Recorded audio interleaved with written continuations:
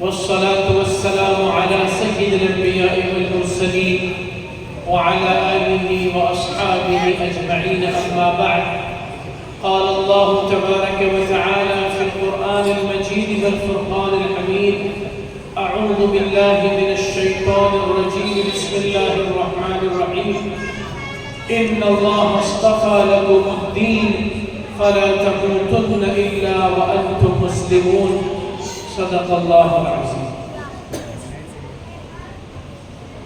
حضرات علماء کرام اور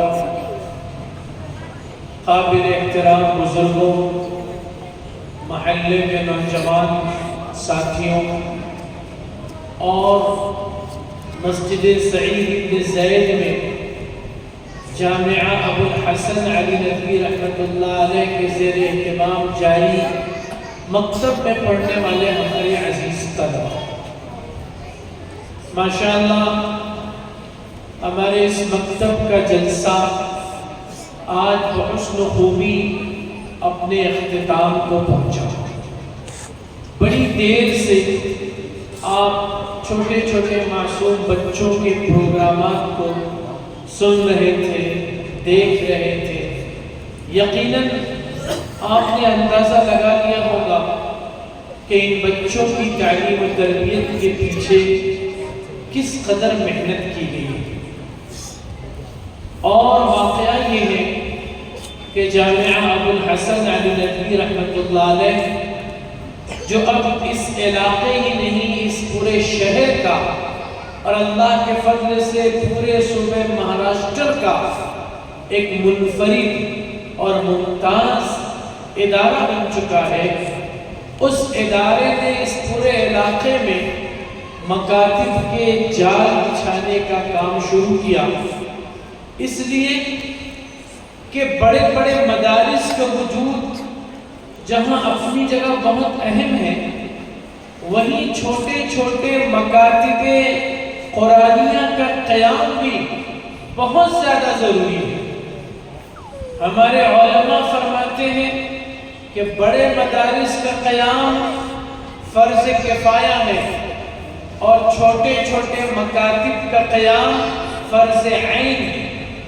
ہر محلے، ہر مسجد اور ہر علاقے کے اندر ایک مضبوط مکتب کا نظام ہونا انتہائی ضروری ہے، اس لیے کہ انہی مکاتب میں ہمارے بچوں کی دینی تعلیم و تربیت کا نظم ہوتا ہے، جس کی بدولت یہ بچے اپنے ایمان اور عقیدے پر قائم رہ سکیں گے. ورنہ کفر و شرک کی آندھیاں چل رہی ہیں، ملک کے حالات انتہائی نازک ہیں. ان سخت ترین حالات میں اپنی نسلوں کو ایمان پر باقی رکھنا بہت مشکل ہو گیا ہے. اللہ جزائے خیر دے ان نوجوان علماء کو جو دل و جان سے محنت کر رہے ہیں، اور ان کی محنتوں کے نتیجے میں ہمارے بچے ایمان اور عقیدے کو سیکھ رہے ہیں، کلمہ اور نماز سیکھ رہے ہیں، قرآن سیکھ رہے ہیں، دعائیں اور احادیث سیکھ رہے ہیں. یہ ذمہ داری تو ماں باپ کی تھی. اولاد کی دینی تربیت کرنا ذمہ داری ماں باپ کی ہے. اللہ نے ان پر یہ فرض کیا ہے کہ اپنے بچوں کو دین سکھائیں. لیکن آج ماں باپ کے پاس فرصت نہیں ہے اور وہ اس چیز کو اہمیت بھی نہیں دے رہے ہیں. لیکن علماء کرام کڑھ رہے ہیں، فکرے کر رہے ہیں. وہ جانتے ہیں کہ اگر ان نسلوں کی دینی تربیت کا انتظام نہیں کیا گیا تو کل کو ہمارے یہ بچے اس ملک میں دین اسلام پر قائم نہیں رہنے پائیں گے. ہمارے یہ بچے دین اسلام پر قائم نہیں رہنے پائیں گے. حالات ہی ایسے ہیں، منصوبے بن گئے ہیں، پوری پلاننگ ہو چکی ہے کہ کس طرح اس ملک میں ایسا نصاب تعلیم اور نظام تعلیم رائج کیا جائے کہ جس کی وجہ سے بچوں کا ایمان محفوظ نہ رہ سکے. نت نئے قوانین بن رہے ہیں نا۔ آج ہمیں موقع حاصل ہے، اگر آج جو موقع حاصل ہے اس کا فائدہ اٹھا کر ہم نے اپنے بچوں کی دینی تعلیم و تربیت کی طرف توجہ نہیں دی تو یاد رکھیے کل کو یہ موقع بھی ہمارے ہاتھ سے چھن سکتا ہے۔ اللہ نہ کرے، اللہ نہ کرے، لیکن خطرات منڈلا رہے ہیں۔ آج ہم آزادی سے مکاتب کا نظام چلا رہے ہیں، بچوں کی دینی تعلیم و تربیت کا نظم کر رہے ہیں، جہاں چاہتے ہیں، جس مسجد میں چاہتے ہیں، جس مکان میں چاہتے ہیں، ہم وہاں مکتب قائم کر لیتے ہیں اور بچوں کی تربیت کا نظام شروع کر دیتے ہیں۔ لیکن آپ کو معلوم ہونا چاہیے کہ ہمارا یہ نظام بھی باطل طاقتوں کی آنکھوں کا کانٹا ہے، گڑ رہا ہے وہ ان کو، چب رہا ہے ان کو، اور وہ ایک لمبی پلاننگ کر رہے ہیں کہ کس طرح یہ سلسلہ بھی بند ہو جائے۔ بڑے بڑے مدارس پر تو ان کی نظریں ہیں، چنانچہ بڑے بڑے مدارس میں بلا وجہ کی کوئی خامی نکال کر کے، کوئی کمزوری تلاش کر کے، اور بغیر خامی اور کمزوری کے بھی وہ ان مدارس پر بلڈوزر چلا رہے ہیں، مدارس کو منہدم کر رہے ہیں، تہس نہس کر رہے ہیں۔ یہ ان کی پلاننگ ہے کہ مدارس کو ہمیں اتنی آسانی سے چلنے نہیں دینا ہے۔ یہ چھوٹے چھوٹے مکاتب ہیں، ان کے بارے میں بھی آپ دیکھیے کہ ابھی کرنٹ میں حکومت کی طرف سے جو قانون بنا ہے، ہمارے اسکول کے ٹیچرز اس کو جانتے ہیں، تعلیم یافتہ لوگ اس کو جانتے ہیں۔ لیٹسٹ قانون یہ بنا ہے کہ پہلی سے لے کے 8ویں تک کے بچوں کی کوئی کوچنگ کلاس نہیں چلائی جا سکتی، پہلی سے لے کے 8ویں تک کے بچوں کا کوئی ٹیوشن نہیں جاری کیا جا سکتا ہے، اس پر پابندی عائد کی گئی۔ کیوں پابندی عائد کی گئی ہے؟ پابندی اس لیے عائد کی گئی ہے کہ نیو ایجوکیشن پالیسی کے تحت ہم نے جو نظام بنایا ہے، جس میں بچوں کو ایک خاص ان کی ذہنی تربیت کرنا ہے، جو خاص و خاص مشرکانہ رسومات پر مشتمل ہے، اس کا تدارک اور توڑ کہیں نہیں ہونا چاہیے۔ اس لیے کوچنگ بند، ٹیوشن بند، جو ہم چاہ رہے ہیں وہی بچوں کو پڑھایا جائے، اور جس طرح سے ہم چاہ رہے ہیں اسی طرح سے پڑھایا جائے۔ اب آپ اندازہ لگائیے کہ جب کوچنگ بند، ٹیوشن بند، تو کیا ان مکاتب پر زد نہیں آئے گی؟ کسی بھی وقت اگر ان کا احساس ہو جائے گا، کہیں گے کہ یہ بھی تو ٹیوشن ہے، یہ بھی تو کوچنگ ہے، یہاں عربی کی تعلیم دی جاتی ہے، عربی کی کوچنگ اور ٹیوشن دی جاتی ہے، بند کیے کرو اس کو۔ تو خطرات کے بادل منڈلا رہے ہیں، اور آئندہ کیا حالات ہوں گے ہم کچھ کہہ نہیں سکتے۔ جب تک کے موقع ہے اس کا فائدہ اٹھا کر ہمیں اپنے بچوں کی تربیت کا نظم کر لینا چاہیے۔ آج آسانی کے ساتھ ہو سکتا ہے، ورنہ کل بہت مشکلات آ سکتی۔ کیسے مشکلات؟ جیسے مشکلات روس میں آئے، کمیونزم کا جب نظام آیا تو مذہب پر پابندی لگا دی گئی، مسجدوں پر تالے لگا دیے گئے، مدرسوں کو بند کر دیا گیا، اور بچوں کی دینی تعلیم و تربیت کے سارے نظام کو غیر قانونی قرار دیا گیا۔ اب بچوں کو دینی تعلیم دینا جرم ہو گیا۔ روس کیا گیا؟ اب بتائیے کہ بچوں کی تعلیم و تربیت کیسے ہو، اور اگر تربیت نہیں ہوگی تو نسل ایمان پر قائم کیسے رہیں گے؟ مسلمانوں کا تو وجود ختم ہو جائے گا۔ لیکن اس زمانے میں ملک روس کے اندر جب کمیونزم کا جادو سر چڑھ کر بول رہا تھا، ہر طرف سے مسجد، مدرسے، مذہبی تعلیم پر پابندی تھی، اس وقت بھی علماء نے ایسی زبردست قربانی دی اور ایسی زبردست کوششیں کی کہ بعد کے حالات سے پتہ چلا جب کمیونزم کا زور ٹوٹا ہے اور پھر علماء کے اسفار شروع ہوئے ہیں، تو وہاں کے بزرگ اور معمر مسلمانوں نے بتایا، اور ان سے جب پوچھا گیا کہ آپ بتاؤ کیسے 90 سال آپ نے گزارے کمیونزم کے کہ جس میں اللہ کا نام لینا جرم تھا، مسجدوں اور مدرسوں کو بند کر دیا گیا تھا، بچوں کی دینی تعلیم ممنوع قرار دی گئی تھی، تو آپ نے اپنے بچوں کو مسلمان کیسے باقی رکھا؟ کیسے باقی رکھا؟ 90 سال کے بعد روس ٹوٹا تو 7 مسلم ریاستیں وجود میں آئی۔ کہاں تو کمیونزم نے اسلام اور مسلمانوں کو ختم کرنے کا منصوبہ بنایا تھا، مسجد مدرسوں پر تالا لگا دیا تھا، اور کیا ہوا؟ 90 سال کے بعد جب کمیونزم ٹوٹا ہے تو 7 مسلم ریاستیں روس کو توڑ کر 7 مسلم ریاستیں وجود میں آئی۔ یہ کہاں سے مسلمان اچانک نہیں آئے تھے؟ ان 90 سالوں میں بھی علماء نے وہاں زبردست قربانی دے کر محنتیں کی تھی۔ ان کا طریقہ کار یہ تھا کہ وہ رات کی تاریکی میں کسی خشک کنویں کے اندر شمع اور لالٹین لے کر ایک استاذ اور چند طلبہ قرآن مجید کا سپارہ لے کر، قاعدہ لے کر، وہ اس خشک کنویں کے اندر سیڑھی لگا کر اتر جائے، اوپر سے جالی لگا لی جاتی تھی، دور دور تک پتہ بھی نہیں چلتا تھا، احساس بھی نہیں ہوتا تھا کہ کنویں کی گہرائی کے اندر مکتب چلتا ہے، اور صبح کا اجالا ہونے سے پہلے پھر وہ باہر آ جائے گا۔ بعض لوگوں نے یہ انتظام کیا کہ اپنے مکانات کے اندر ایسے کمرے بنائے جس کا کوئی دروازہ نہیں، ایسے کمرے بنائے جس کا کوئی دروازہ ہی نہیں، اس کے اندر صرف اوپر روشن دان اور کھڑکی ہوا کرتی، اس روشن دان اور کھڑکی سے سیڑھی لگا کر ایک معلم کو اور چند بچوں کو اور ان کے کھانے پینے کی ضروریات کو دے کر ان کو اس کمرے کے اندر بھیج دیا جاتا تھا۔ کئی دن تک کہ وہ اسی کمرے میں رہتے، بچوں کی تعلیم و تربیت ہوتی، کھانا پینا ہوتا، اور ادھر سے باہر جو ہے کھڑکی کے شیشے بھی لگا دیے جاتے تھے۔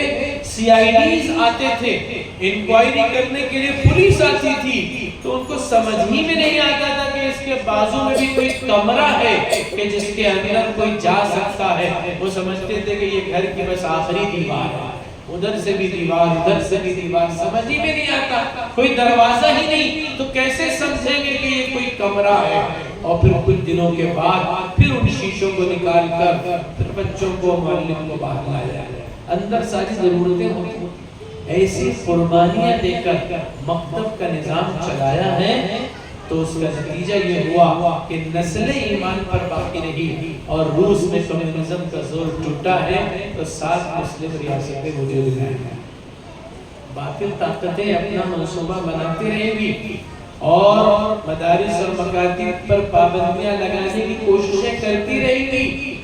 اللہ نہ کرے اس ملک ہندوستان میں وہ دن بھی آئے کہ مسجد، مدرسوں اور مکاتب پر پورے طور پر پابندی لگا دی جائے، لیکن یاد رکھیے کہ یہ نظام کبھی بند نہیں ہوگا، یہ نظام بند نہیں ہوگا، راستے کھلتے چلے جائیں گے۔ اللہ پاک دلوں کے اندر، علماء اور اکابرین کے دلوں میں الہام کرتے رہیں گے، راستے کھلتے رہیں گے، ان نسلوں کی ایمان کا سامان ہوتا رہے گا۔ لیکن میں عرض یہ کرنا چاہتا ہوں کہ آج جب حالات سازگار ہیں اور موقع ہمیں ملا ہے تو اس کا فائدہ اٹھا کر اپنے 100% بچوں کو مکتب سے وابستہ کریں۔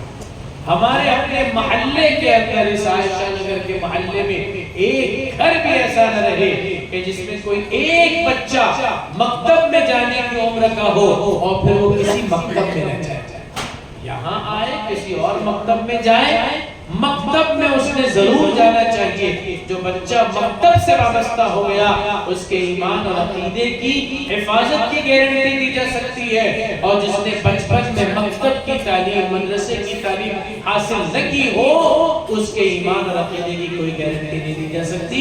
ارتداد کی لہریں چل رہی ہیں، کفر شرک کی آندھیاں چل رہی ہیں، بڑے بڑے نوجوان لڑکے اور لڑکیاں اس میں بہہ جائیں، کفر و شرک اختیار کر رہے ہیں، مرتد ہو رہے ہیں۔ کیوں؟ بچپن میں دینی تعلیم ان کو نہیں دی، اس میں وہ پختہ نہیں ہوئے، اس کا نتیجہ۔ اس لیے آج موقع ہے، آپ فائدہ اٹھائیے، آپ خوش قسمت ہیں۔ محلہ عائشہ نگر کے لوگ اور مسجد سعید بن زید رضی اللہ عنہ کے آس پاس جو لوگ آباد ہیں وہ خوش قسمت ہیں کہ مکتب میں آپ کو ایک ایسے معلم ملے جو دل و جان سے محنت کر رہے ہیں، بچوں میں گھل مل کر محنت کر رہے ہیں۔ حافظ اشر عبداللہ یہ وہ معلم ہیں کہ جہاں ان کو بھیجا جاتا ہے وہاں ایک مکتب آباد کر دیا۔ اور ابھی مسجد سعید بن زید کے ذمہ داروں کی طرف سے تقاضا تھا کہ یہاں مکتب کا نظام نہیں چل پا رہا ہے، قابو میں نہیں آ رہا ہے، مسجد بھی معمولی ہے، دین کا شہر ہے، یہاں کوئی مضبوط نظام قائم ہونا چاہیے۔ جامعہ ابو الحسن کی طرف سے ایک مضبوط معلم کو یہاں بھیجا گیا۔ الحمدللہ گزشتہ سال ان کو بھیجا گیا تھا، آج 80 طلبہ یہاں تعلیم حاصل کر رہے ہیں۔ مضبوط نظام قائم ہے۔ اور ابھی تعلیمی مظاہرہ طلبہ کا جو ہوا اس سے آپ اندازہ لگائیے کہ تعلیم کس معیار کی ماشاءاللہ۔ اور صرف تعلیم ہی نہیں، ان کے جو ثقافتی پروگرام ہو رہے ہیں اور مولانا عبداللہ اشعر صاحب جو گاہے بگاہے ان کی سرگرمیاں ان سے کرواتے رہتے ہیں، اس نے تو ہمارے جامعہ کے تمام مکاتب میں بھی ایک نمایاں مقام حاصل کر لیا۔ تقریباً 30 شاخیں چل رہی ہیں جامعہ ابو الحسن، 30 شاخیں چل رہی ہیں، اس میں سے سعید بن زید کی یہ شاخ بہترین شاخ ہے۔ اور ان بچوں کی ایسی ذہن سازی ہو رہی ہے کہ چھوٹے چھوٹے بچے تعلیم کے ساتھ ساتھ ماشاءاللہ سماجی رفاہی کام بھی کر رہے ہیں۔ عائشہ نگر محلے میں ابھی کچھ مہینے پہلے مکانات جل گئے تھے، کتنا زبردست حادثہ پیش آیا تھا، جہاں نقصان ہوا، بہت سارا مالی نقصان ہوا، دل ٹوٹ گئے تھے، لوگ بے گھر ہو کر غم سے نڈھال تھے۔ ایسے وقت میں مدرسہ سعید بن زید کے یہ ننھے منھے بچے اپنے استاذ کے ساتھ پھل فروٹ لے کر ان لوگوں کے پاس ہمدردی اور خیرخواہی کرنے کے لیے گئے تھے۔ چھوٹے چھوٹے معصوم بچے ان غم سے نڈھال بے گھر لوگوں کی خدمت میں جب پھل فروٹ دے رہے تھے اور اپنے مسکراتے چہرے سے ان سے ملاقات کر رہے تھے تو وہ کچھ دیر کے لیے اپنا غم بھول گئے تھے، ان کو حوصلہ ملا۔ اور جب اس سرگرمی کی ویڈیو سوشل میڈیا پر وائرل ہوئی تھی تو کتنے ہی لوگوں کی آنکھوں میں آنسو آ گئے تھے کہ جو کام ہمیں کرنا چاہیے تھا کہ چھوٹے چھوٹے بچے جا کر کرتے ہیں، ہمدردی، غمخواری، خیرخواہی کی، اور اپنے پیسوں سے کسی کے پاس پیسہ مانگنے نہیں گئے تھے کہ چلو ہم کو فروٹ لانا ہے تو پیسہ جمع کرو، چندہ جمع کرو، اپنے ہی پاس سے 10-10 5-5 روپیہ جمع کیا، ان کے استاد نے اپنے پاس سے جمع کیا اور پھر اس کا پھل فروٹ لے کر آئے، جا کے ان بے گھر لوگوں کو دیا۔ بظاہر وہ ایک معمولی خدمت تھی لیکن دلوں پر اس نے غیر معمولی نقش چھوڑا۔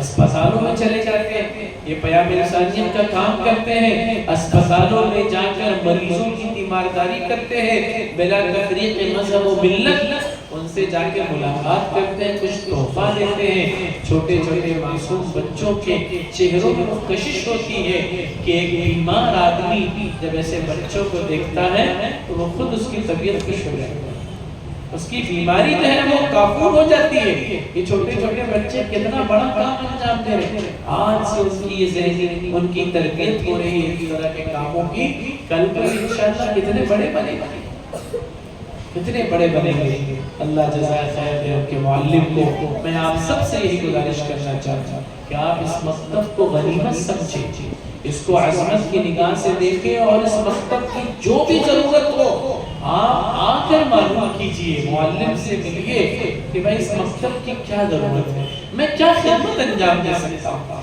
یہاں بچوں کے ایمان اور عقیدہ بن رہا ہے، کل کو یہ بچے حافظ قرآن بنیں گے، عالم دین بنیں گے، مفتی بنیں گے، آج میں ان کی کیا خدمت کر جاتا ہوں۔ مکتب کی بہت ساری ضروریات ہوتی ہیں، بہت سی ضروریات ہوتی ہیں، آپ بچوں کی ضروریات کو پورا کیجئے۔ یہ پروگرام ہوتے ہیں، جلسے ہوتے ہیں، ان کی زیادہ سے زیادہ حوصلہ افزائی ہونی چاہیے، اس کے لیے آپ کو آگے بڑھنا ہے۔ یہ آپ کے لیے ایک صدقہ جاریہ ہوگا، اور خدا نخواستہ ہم ناقدری کریں، محلے والے ناقدری کریں گے، کبھی آنے کے لیے تیار نہیں، پوچھنے کے لیے تیار نہیں، حوصلہ افزائی کرنے کے لیے تیار نہیں، جن کے بچے پڑھ رہے ہیں ان کے ماں باپ بھی جلسوں میں آنے کے لیے تیار نہیں، تو ناقدری کا نتیجہ تو بہت برا ہوتا ہے۔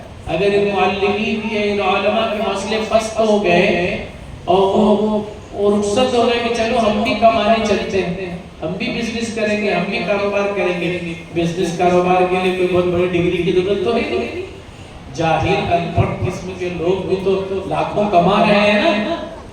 تو اگر یہ مولوی حضرات بھی سب کاروبار اور تجارت میں لگ جائیں تو بہت اچھا کمائیں گے، لاکھوں روپیہ کمائیں گے، عیش و آرام کی زندگی گزاریں گے، لیکن تھوڑی سی تنخواہوں پر مکتب میں جو محنت کر رہے ہیں نا، یہ ایک مشن کے تحت کر رہے ہیں، یہ ان کا ایک جذبہ ہے، قربانی کا، ایثار کا ایک مشن ہے۔ ان کے اساتذہ نے ان کو نصیحتیں کی تھی، تلقین کی تھی مدرسے سے فارغ ہوتے وقت کہ دیکھو علم دین کو اپنے سینے میں سمیٹ کر تم جا رہے ہو تو اس کی نشر و اشاعت کرنا، دنیا میں لگ کر مت رہ جانا۔ چنانچہ وہ ان کی نصیحتوں کے اعتبار سے خدمت انجام دے رہے ہیں، ورنہ دنیا کمانا تو سب سے آسان کام ہے۔ جاہل ان پڑھ قسم کا آدمی بھی بہت کچھ کما رہا ہے، اور جب یہی معاملہ ہے تو اپنے بچوں کو عالم اور حافظ بنانے میں لوگ ڈرتے کیوں؟ مجھے یہ نہیں سمجھ میں آتا ہے۔ اب بعض لوگ سوچتے ہیں عالم اور حافظ بن جائے گا تو کمائے گا کتنا، کرے گا کیا؟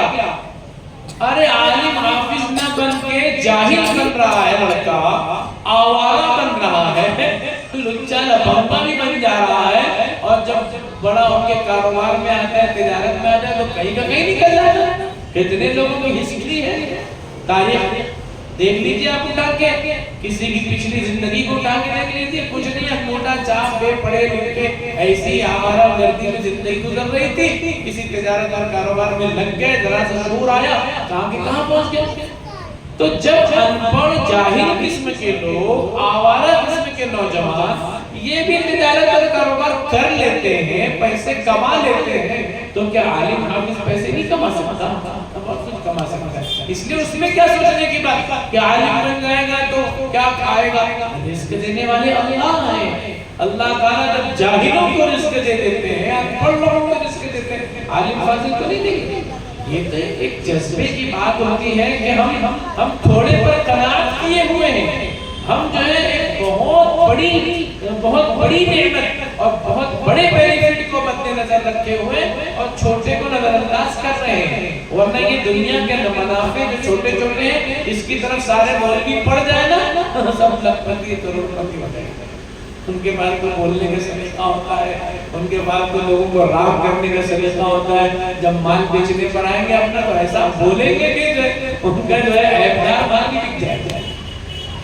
تو اللہ انصاف ہے، میں بہت زیادہ آپ کا وقت نہیں لینا چاہتا، اس مکتب کی آپ قدردانی کیجیے، اس کا بھرپور تعاون کیجیے اور عزم ارادہ کیجیے کہ آپ اپنے بچوں کو عالم بنائیں گے، حافظ بنائیں گے، گریجویٹ بنائیں گے، دینی عصری تعلیم دونوں سے آراستہ کیجیے۔ جامعہ ابوالحسن آپ کے لیے ایک بڑا دینی ادارہ ہے، آئیے وہاں دیکھیے وہاں کے نظام تعلیم کو اور اس کا تعاون بھی کیجیے۔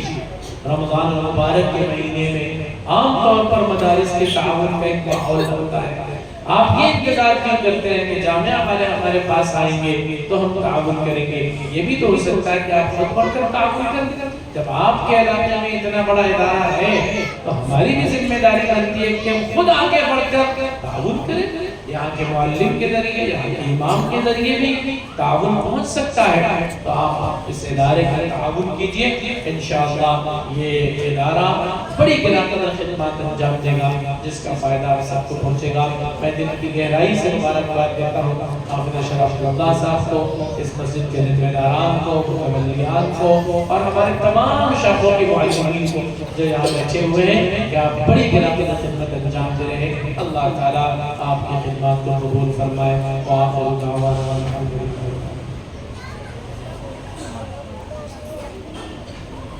Yeah.